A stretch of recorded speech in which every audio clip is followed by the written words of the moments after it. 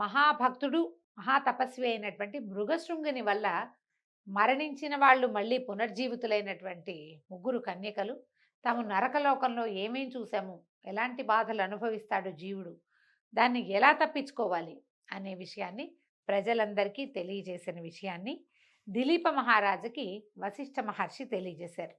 అయితే ఇవన్నీ వినేసరికల్లా దిలీప మహారాజుకి చాలా అనుమానాలు వచ్చినాయి. మనకు కూడా వస్తాయి రకరకాల. ఒక కొత్త విషయం వినంగానే మరి అలా అయితే ఇలా ఎందుకు కాకూడదు, ఇలా అయ్యాక అలా కూడా అవ్వచ్చు కదా, ఇలాంటి ప్రశ్నలు వస్తాయి. ఈయనకు కూడా వచ్చింది. నాకు ఇంకా మరికొన్ని సందేహాలు పొడచూపుతున్నాయి. మీరు పూజ్యులు మరియు మహర్షులు కాబట్టి నా సందేహాలను తీర్చి పుణ్యం కట్టుకోండి అన్నాడు. అప్పుడు వశిష్ఠ మహర్షి సరేనన్నారు. ఓ మహర్షి, భూలోకమునకు యమలోకమునకు గల మధ్య దూరం ఎంత ఉంటుంది? మరణించిన ముగ్గురు కన్యలు ఈ స్వల్పకాలంలోనే యమలోకానికి పోయి వచ్చేశారా? జీవుడు ఎంతకాలంలో అక్కడికి వెళ్తాడు? ఇట్లాంటి విషయాలని నాకు వివరించండి అని అడిగాడు. మనకు కూడా వస్తాయి కదా డౌట్లు. చచ్చిపోయారు, మరుక్షణం వెళ్ళిపోయారు, మూడో రోజుకో ఏమిటో రెండో రోజుకో బాడీలు పాడైపోకుండా తిరిగి వచ్చేసి మళ్ళీ చక్కగా మాట్లాడడం మొదలుపెట్టారు చిలకల్లాగా. ఈ ఎంత టైంలో వీళ్ళు వెళ్తారు, ఎంత టైంలో వచ్చేసి ఉంటారు, అసలు ఏమిటి? మనకి అలాంటి డౌట్లు మామూలుగా ఎవరైనా మరణించినప్పుడు అట్లాంటి ఊహలు వస్తాయండి. ఇప్పుడు వీళ్ళు ఎక్కడున్నారు, ఏం చేస్తున్నారు, మళ్ళీ వస్తారా, మళ్ళీ మన ఇంట్లోనే పుడతారా, ఎన్ని అనుమానాలు వస్తాయోనండి. దానికి సమాధానం చెప్తున్నారు. వశిష్ఠుల వారు బదులిస్తూ చెప్పారు. మహారాజా, సర్వజనులు తెలుసుకోదగిన విషయం అడిగావు, సంతోషం. భక్తి మార్గమును మించింది మరొకటి లేదు. ఈ భక్తి మార్గం ఏమిటి, మనం ఎలా తెలుసుకోవాలి? దీన్ని చక్కగా ఎవరి దగ్గరైనా అడిగి తెలుసుకోవాలి. మనమే ఆలోచించుకుంటే మనకు ఆ సమాధానాలు రావు.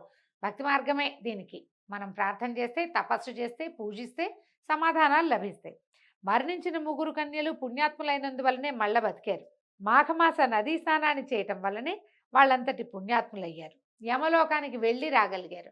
ఇప్పుడు ఇతను బతికించటమే కాదు, మృగశృంగుని వల్ల జీవించటము వాళ్ళకి ఒక అవకాశం అయితే, అంతకుముందు కూడా మాఘమాస నదీ స్నానాలు విరివిగా చేసి ఉండటం వల్ల మరణం వచ్చినప్పటికీ వాళ్ళకి పునర్జీవనం వచ్చే అవకాశం లభించింది. వీళ్ళు తొందరగా వెళ్ళి రాగలిగారు కూడా. మాఘమాస నదీ స్థానానికి అంతటి మహత్తరమైన శక్తి ఉంది.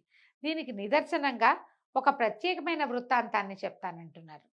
ఇప్పుడు సమయం గురించి చెప్పకుండా ఆయన ఇంకో వృత్తాంతంలోకి దిగారు. పూర్వం పుష్కరుడు అనేవాడు ఇట్లే యమదూతల చేత పరలోకమునకు తీసుకొని పోబడి తిరిగి భూలోకానికి వచ్చాడు. ఈ పుష్కరుడట. ఇతని చరిత్రను కూడా శ్రద్ధగా వినమంటున్నారు. పుష్కరుడు అనేటువంటి బ్రాహ్మణుడు మిక్కిలి జ్ఞానవంతుడై సమస్త జీవుల యందు దయ కలిగి ప్రవర్తించేవాడు.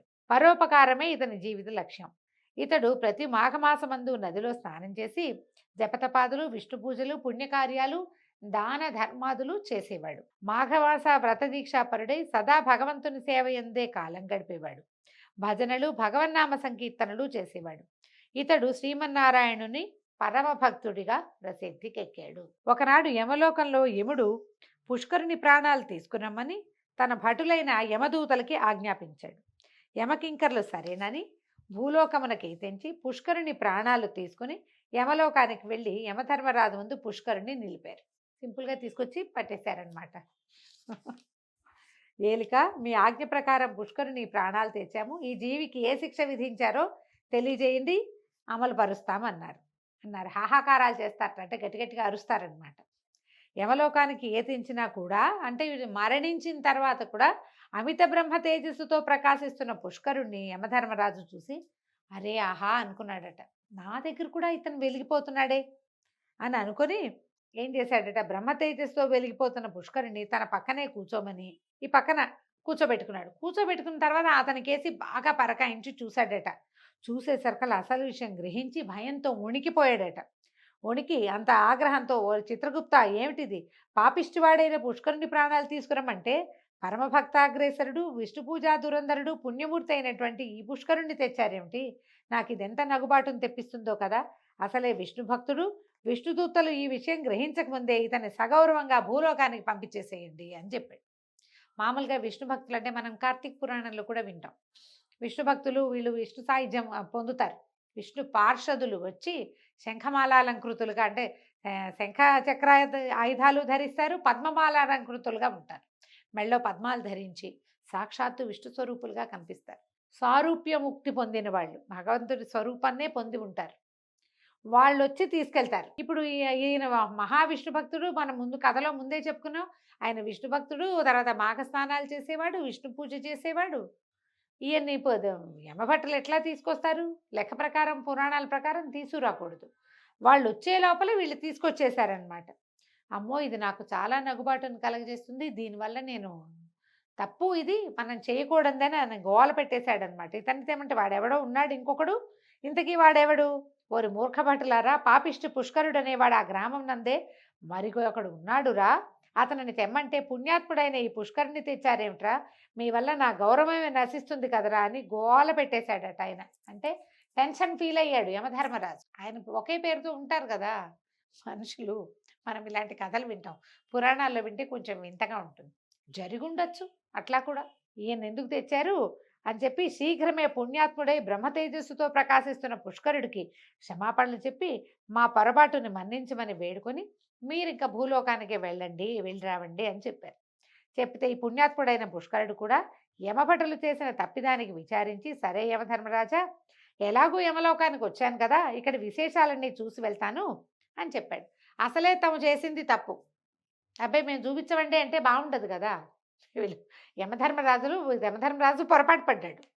ఆయన స్పెసిఫిక్గా ఇంకొక ఆయన ఉన్నాడని చెప్పకుండా పుష్కరుడు అని పేరు చెప్పేసరికి వీళ్ళు ఈ పుష్కరుడి పేరుతో ప్రసిద్ధుడైన వాడిని యమభట్టులు తీసుకొచ్చారు. పొరపాటును తెచ్చేశారు. ఇప్పుడు ఆయన ఏదైనా ఒక చిన్న రిక్వెస్ట్ అడిగేది, ఇదంతా చూపించండి నాకు అంటే వద్దని ఎట్లా అంటాం?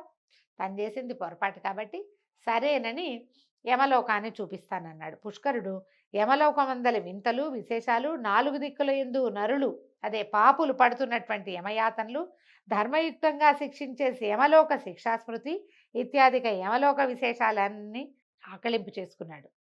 అక్కడ పాపులు అనుభవిస్తున్నటువంటి శిక్షల్ని చూసి అవి చూడలేక భయపడి శ్రీహరి శ్రీహరి అని హరినామ సంకీర్తన చేయటం మొదలుపెట్టాడట. నారాయణ నారాయణ అంటున్నాడనమాట. పుష్కరుడు చేసే హరినామ సంకీర్తనను వినిన పాపులందరూ తమ తమ పాపముల నుండి విముక్తులు కాసాగారు. ఇక అక్కడ ఉండలేక వారు అనుభవిస్తున్న బాధల్ని సహించలేక భూలోకానికి తిరిగి వచ్చేశాడు. మరింత విష్ణుభక్తితోటి మెలగసాగాడు. అమిత పుణ్యాత్ముడైనందువల్ల పుష్కరుడు యమలోకానికి పోయి తిరిగి రాగలిగాడు. అత్యంత పుణ్యాత్ములైన వారికే ఇది సాధ్యపడుతుంది. దీనితోటి 9వ రోజు పారాయణ పూర్తయిందండి. మనకి ఇలాంటివి విన్నప్పుడు ఏంటో భయము గుబులు వస్తాయండి. భయపడాల్సిన అవసరమే లేదు. మనం మాఘపురాణం చదవటమో, మాఘపురాణం వింటమో, మాఘమాసం స్నానం, కార్తీక స్నానం అదేమిటో చేయాల్సిందే అన్నదే కాదండి. అది లేకపోయినా, మనం ఇవి చెయ్యలేకపోయినా, చెయ్యాలి నియమం, చేయలేకపోయినా కూడా నామ సంకీర్తన వల్ల కూడా మనం సమస్యల నుంచి బయటపడతాం. భగవన్నామం ఎప్పుడు భగవంతుడి నామాన్ని నోట్లో ఉంచుకోవటం, ఎవరికైనా కావలసినంత చెయ్యగలిగినంత లేదనకుండా సహాయం చేయటం. నరసేవే నారాయణ సేవ అంటారు. ఎవరికైనా సహాయం చేయటము, ఒట్టి నామ సంకీర్తన ఏదో ఒట్టిగా శ్రీరామ జయరామ జయ జయరామ లాంటి నామాలైనా, ఖాళీగా ఉన్నప్పుడు సినిమా పాటలు పాడుకుంటాం కదా, అలాంటప్పుడు ఖాళీగా ఉన్నప్పుడు ఏదైనా ఒక నామ సంకీర్తన చేసుకోవటం, భగవంతుడిని ప్రతిరోజు ఏదో ఒక నామంతో తలుచుకోవటం, ఏదైనా ఒక మంచి జరిగితే ఇదంతా నాదే అని భావించకుండా, నా యొక్క గొప్పతనంతోటే కాకుండా భగవంతుడు సహాయం చేశాడు, భగవంతుడు ఉన్నాడు అని నమ్మి ప్రవర్తించడం వల్ల కూడా మనం నరకలోక బాధలు పడం. మోక్షం ఇవాళ ఈ జన్మలో కాకపోతే వచ్చే జన్మ, తర్వాత జన్మల్లో అయినా లభిస్తుంది. అవకాశం ఉన్నవాళ్ళు ఏదైనా మాఘస్నానం చేసి సూర్యనారాయణ మూర్తికి దండం పెట్టుకుంటే మంచిది. 9వ రోజు పారాయణ పూర్తయిందండి. రేపు ఉదయం 10వ రోజు పారాయణతోటి మళ్ళీ కలుసుకుందాం. నమస్కారం.